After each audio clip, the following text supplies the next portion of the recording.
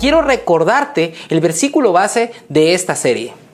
Segunda de Pedro 1:5. En vista de todo esto, esfuércense al máximo por responder a las promesas de Dios, complementando su fe con abundante provisión de excelencia moral. La excelencia moral con conocimiento.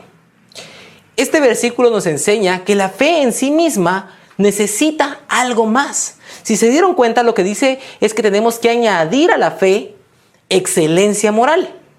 Y no dice la Escritura que a la fe tengamos que añadirle conocimiento y que a la fe tengamos que añadirle control propio o dominio propio, sino lo que está diciendo es, quiero ponerles un ejemplo. Supongamos que esta es la fe, es la base de lo que está diciendo Segunda de Pedro 1:5.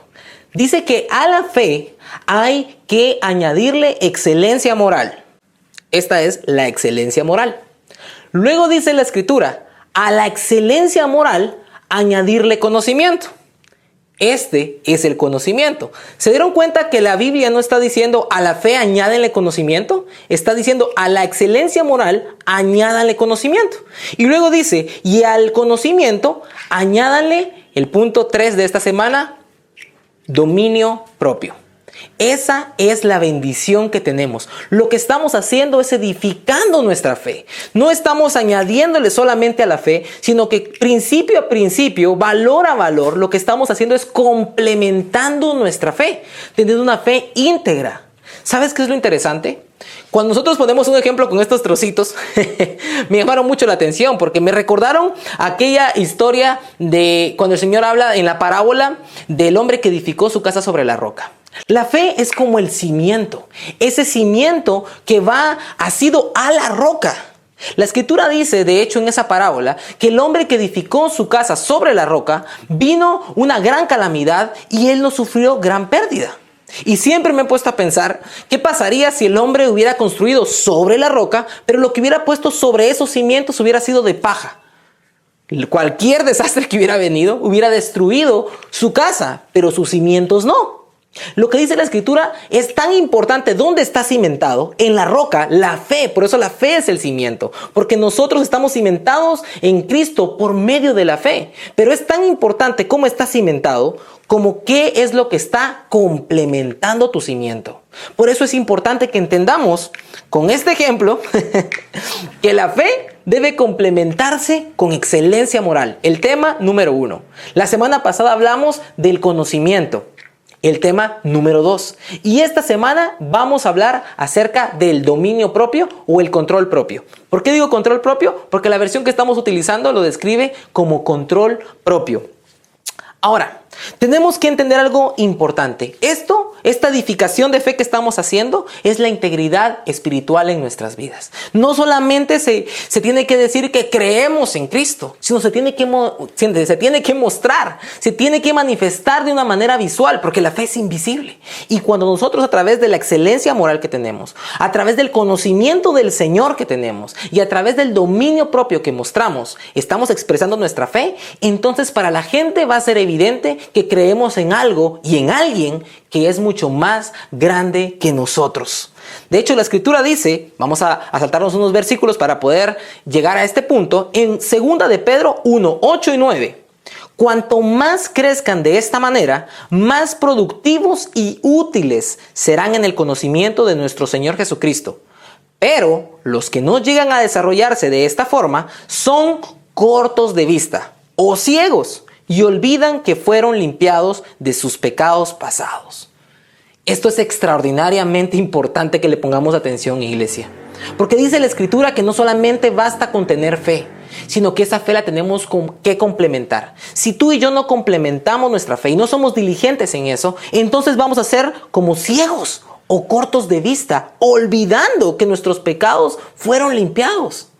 Por eso no solamente se basta en que tengamos fe, una fe que cree todo, una fe que piensa que todo lo puede hacer Dios, que es evidente que para Dios no hay nada imposible, sino que también es necesario que a través de otras acciones como la excelencia moral, el conocimiento y el dominio propio, complementemos nuestra fe para dar fruto y fruto en abundancia. Ahora, el Señor siempre va a usar nuestra experiencia de vida para ministrar a otros. a manera de un testimonio. Tu testimonio de quién eras tú antes de Cristo es muy importante porque le muestra a otras personas que aún no conocen al Señor cómo es que el Señor moldea la vida de cada persona para llegar a su presencia, a la eternidad. Y menciono esto porque lo que hemos estado leyendo está ubicado en 2 de Pedro. Esto significa que fue escrito por el apóstol Pedro. Y cuando tú ves la biografía y extraes la vida del apóstol Pedro de los 4 evangelios, te vas a dar cuenta por qué el apóstol Pedro estaba escribiendo esto. ¿Por qué él se preocupó tanto de escribir acerca de la fe? ¿Por qué él no dijo la fe simplemente es creer? ¿Por qué él nos ponía el ejemplo de que la fe es algo que hay que complementar, algo que hay que sobreedificar y que la fe únicamente es el cimiento? ¿Sabes por qué? Y esta es la introducción en realidad al tema del dominio propio o del control propio, porque cuando tú ves la vida del apóstol Pedro te das cuenta que esta era una de las debilidades en su vida. Él era una persona muy impulsiva, era alguien que le costaba dominarse, era alguien que le costaba estar bajo control en situaciones de presión, era alguien que reventaba rápido, era alguien que estaba dispuesto a sacar la espada y cortar orejas, era alguien que estaba dispuesto a estar al frente de la batalla aunque no se lo hubieran pedido. Ese era el problema. Ese es el problema del dominio propio. Cuando somos llevados por nuestro impulso, por nuestros deseos, por nuestras reacciones, cuando nosotros somos llevados por lo que sentimos y no por lo que Dios nos está mandando a hacer, somos personas carentes de dominio propio. Y la Escritura dice en 2 de Timoteo 1:7, pues Dios no nos ha dado un espíritu de timidez, sino de poder, de amor y dominio propio. ¿Te das cuenta cómo este versículo dice un espíritu de timidez?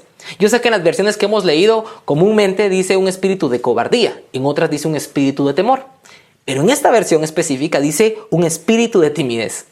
Cuando yo leí esta versión y decidí utilizar esta versión, me puse a investigar, ¿cuál es la palabra exacta que se utilizó en griego? Y la palabra exacta es deilia. Y deilia es la misma palabra que se utiliza para cobardía, para temor y para timidez, porque son la misma cosa. Esto abrió mis ojos y espero que lo esté abriendo a tu vida también en este momento. Porque a veces vemos a personas que son muy tímidas y decimos, no, pues él es así, déjalo en paz, es su forma de ser. Pero te has puesto a pensar que la timidez no es algo de Dios. Que la timidez no es algo permitido para aquellos que tienen el Espíritu Santo de Dios. Dios nos está llamando a ser personas que no somos cobardes, que no somos temerosas, pero que tampoco somos tímidas. A veces nos piden la opinión en un lugar y no, mejor no, en otra ocasión. Dios quiere que seamos personas osadas, guiadas por su Santo Espíritu y que seamos valientes, que seamos personas que están al frente de la batalla y no escondidos hasta atrás del pelotón. Mucho más en este tiempo, donde el temor abunda, donde las especulaciones están a la orden del día, donde muchos medios de comunicación, donde las redes sociales, donde cualquier persona con un micrófono con acceso a internet dice lo que se le da la gana sin tener pruebas. Pero nosotros tenemos la palabra bendita de Dios. Y cuando tú y yo nos fundamentamos en esa palabra de Dios, las cosas cambian. Porque tú y yo no vamos a estar hablando cualquier cosa que se nos ocurra. Vamos a estar revelándole al mundo que Dios existe, que tiene un plan perfecto y que Él es todopoderoso. Yo no sé si tú te alegras conmigo, pero yo me alegro que yo no he confiado en un ídolo de madera o de metal. Mi Padre es el Dios todopoderoso, el que te creó a ti, el que me creó a mí y creó todo lo que nuestros ojos pueden ver. Entonces, veamos en detalle quién era Pedro y por qué Pedro tuvo que utilizar este ejemplo de la fe. Pues Pedro tenía un historial bastante variado. Sabemos que era un pescador y que era un hombre que se dedicaba como negocio principal la pesca. Sabemos que era un hombre que buscaba hacer bien las cosas. Era un hombre esforzado, porque cuando Jesús se encuentra con él, este hombre le dice, hemos pasado toda la noche tratando de pescar. Era un hombre que no solamente pescaba durante unas horas, era un hombre que tenía una persistencia, era un hombre esforzado. Ahora bien, hay unos pasajes que a mí me gustaría detenerme a detallarte. En una ocasión, cuando Jesús se pone a hablar con sus discípulos, les empieza a decir que es necesario que el Hijo del Hombre sea entregado en manos de los religiosos, del Sanedrín, de las autoridades religiosas de su tiempo, y que Él iba a padecer y a sufrir muchísimo en ese tiempo, que lo iban a asesinar, pero que el tercer día iba a resucitar. ¿Sabes qué pasó con Pedro? Pedro llamó a Jesús y le dijo, Jesús, tengo que hablar contigo. Se llegó a Jesús y dice que trató de reconvenirle. En otras versiones dice que Pedro lo que estaba haciendo con Jesús era regañándolo. que por qué era que el líder que ellos tenían estaba hablando de esa manera. Era muy derrotista, Jesús. ¿Cómo es que te van a matar si tú eres nuestro líder? Eso no es posible, Jesús. A veces nosotros tratamos de defender a Jesús ante la sociedad, cuando Jesús tenía un propósito más grande en medio de nuestra comunidad. Entonces, en esta ocasión, Pedro trata de reconvenirle y de decirle: Jesús, no digas eso, tú vas a vivir muchos años, vamos a levantar un gran movimiento, somos la iglesia de Cristo. ¿Y sabes qué le dice Jesús? Apártate de mí, Satanás. ¡Wow! ¡Qué respuesta tan fuerte! Después de todo, Pedro estaba tratando de ser una persona bien intencionada. Pedro estaba buscando que Jesús no muriera, pero no se estaba dando cuenta que si Jesús no moría, no se cumplía la voluntad de Dios. Aunque no lo parezca, en ese momento Pedro estaba careciendo de dominio propio. ¿Por qué? Porque sus emociones, el cariño que tenía por Jesús, la admiración, todos esos buenos sentimientos por Jesús lo estaban haciendo tratar de que Jesús se apartara de la voluntad de Dios. Muchas veces nosotros somos así con nuestra familia. No queremos que les pase nada porque los amamos. No queremos decirles la verdad porque los vamos a echar de enemigos. Pero cuando tú y yo sabemos la verdad, nos toca decirla con amor, con sabiduría, pero no ocultarla. Porque tenemos que encaminar a la gente al propósito de Dios, no alejarla de ello. Ahora, en otra ocasión, cuando Jesús estaba comiendo con sus discípulos y Jesús se pone a hablar nuevamente acerca de su muerte y él empieza a decir de que en algún momento él iba a tener que morir, Pedro se levanta y dice: Señor, aunque todos te abandonen, yo nunca te dejaré. Yo estaré contigo todo el tiempo, aunque me tengan que matar. ¡Qué valiente Pedro nuevamente! ¡Qué impresionante su valentía! Él estaba dispuesto a morir con Jesús. Pero todos sabemos que eso no fue lo que sucedió. De hecho, Pedro fue de los primeros en huir cuando Jesús fue aprehendido. ¿Por qué sucedió esto? Siempre hemos pensado acerca de que la negación de Pedro cuando cantó el gallo y él ya lo había negado 3 veces es algo espontáneo. Pero estudiándolo más profundamente nos podemos dar cuenta exactamente qué fue lo que sucedió. Lo que sucedió con Pedro fue una serie de errores que nuevamente fueron dados por la falta de dominio propio que había en él y que lo llevó a negar a Jesús. ¿Cómo es que un hombre que está sentado con Jesús y le dice: Señor, yo estaré dispuesto a ir hasta la muerte contigo, al tiempito lo está negando y dice que ni siquiera lo conoce? ¿Cómo puede una persona cambiar tan pronto? ¿Será que la fe de Pedro cambió o la situación de Pedro cambió? Cuando Jesús fue aprehendido, ustedes saben que fue un momento de mucha tensión. Imagínate a los discípulos, estaban llevándose a su maestro, no estaban haciendo nada que a ellos les agradara, no era algo que ellos esperaban. Lo llegaron a traer con violencia a Jesús. Soldados llegaron a traer a Jesús. Y si probablemente tú y yo hubiéramos estado ahí, hubiéramos tenido diferentes reacciones, pero la reacción de Pedro fue sacar su espada y empezar a lanzar espadazos. Y en uno de esos espadazos le corta la oreja a Malco. Así se llamaba el hombre esclavo al que le cortó la oreja Pedro. ¿Y sabes quién era Malco? Malco era el esclavo o el servidor de Caifás. ¿Y quién era Caifás? El sumo sacerdote. O sea que Pedro lo que acababa de hacer era cortarle la oreja a una propiedad de Caifás, del sumo sacerdote. Él le había... Quiero que entiendas esto algo. Un momento. Los esclavos en ese tiempo aún existían y los esclavos eran considerados propiedad. Entonces por eso digo que lo que había hecho Pedro era dañar la propiedad de una autoridad. En ese momento, cuando Pedro corta la oreja, cuando Pedro actúa con violencia, lo que Jesús hace es que sana la oreja de Malco. Y le dice a Pedro la siguiente frase: Pedro, guarda la espada en su vaina. Jesús no le está aplaudiendo el hecho a Pedro. Jesús no está diciendo: Pedro, ¡ala, qué valiente! Te lo agradezco, mira, de verdad puedo ver tu amor, me encanta que me defendas así. Es más, le dice: si yo quisiera, Pedro, si yo quisiera que me defendieran, yo podía hacer que vinieran ángeles en mi defensa. Y le dice la siguiente frase: pero si mi padre me ha dado de beber esta copa amarga, ¿acaso no he de beberla? Jesús estaba tan convencido que tenía que hacer la voluntad de Dios, que ni aún el amor por sus discípulos, que ni aún el amor de los discípulos por él, lo iba a apartar de la voluntad de Dios. A veces tenemos que tomar decisiones difíciles y tenemos que tomarlas por dominio propio. No porque sea lo que nos guste, no porque sea lo que queremos, sino porque sabemos que tenemos que hacer la voluntad de Dios. ¿Qué es el dominio propio? El dominio propio es controlarnos a nosotros mismos. Esta prédica no busca decirte qué es el dominio propio etimológicamente, sino buscar con ejemplos prácticos exactamente qué es dominio propio y qué no es dominarse. ¿Y qué no es dominarse? Pues bueno, no dominarse es simple y sencillamente dejar que tus deseos, que tus pensamientos, que tus emociones, que todo aquello que te da miedo, que todo aquello que te gusta o que todo aquello que tú no sabes qué hacer, te domine. Apunta esto si puedes. Si tú no dominas tus pensamientos, tus deseos o tus sentimientos, tarde o temprano ellos te van a dominar a ti.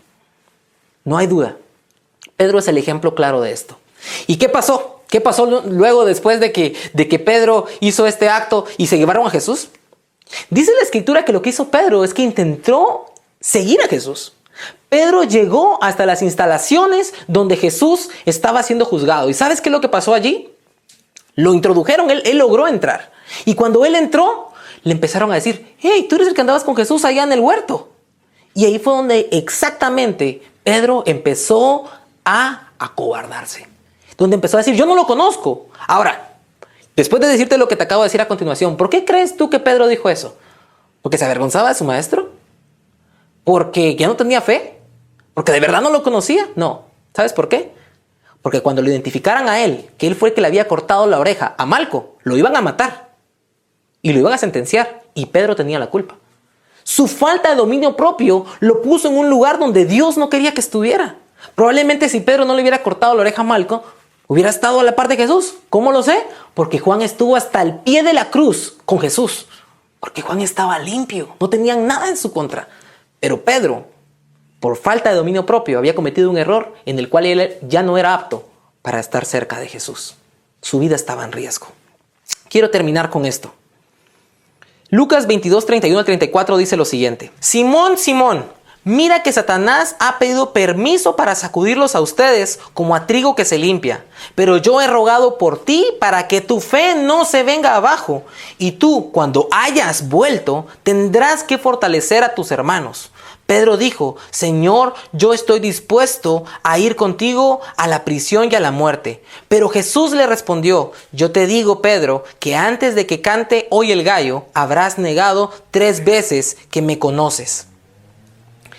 En realidad lo que Jesús le estaba diciendo a Pedro en ese momento era, Pedro, tú tarde o temprano me vas a fallar. Es necesario que pases por esta prueba. Es necesario que tú, torre de fe, se venga para abajo. Te van a derrumbar. Te van a tirar para abajo, Pedro. ¿Sabes por qué? Porque crees que tienes mucha fe. Porque crees que estás bien y no te has dado cuenta que tu fe necesita ser fortalecida. Este tiempo que estamos pasando como iglesia cristiana, como hijos de Dios, como coherederos del reino de los cielos, es un tiempo de desafío. Es un tiempo donde cada uno ha sido removido de su comodidad y ha venido sobre nosotros la pregunta, ¿por qué sigues a Jesús? ¿Porque te gusta lo que te ofrece? ¿O porque necesitas lo que Él es? Es un tiempo para que nosotros hagamos esas preguntas de fondo. Es un tiempo para que cada uno de nosotros empiece a evaluar su fe y darse cuenta que fe no solamente es creer en Dios, es tener una excelencia moral extraordinaria. Es reunir muchísimo conocimiento, no solamente de la letra de la Biblia, sino del Dios verdadero al quien confesamos servir. Y armarnos de dominio propio para no cometer errores que echen abajo nuestro testimonio y no podemos estar tan cerca de Jesús. Estoy convencido que esta palabra ha venido a tocar tu corazón y a mostrarte muchas cosas que probablemente tú y yo no teníamos en cuenta.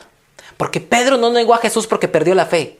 Pedro negó a Jesús porque había un estorbo entre él y Jesús, su mal testimonio.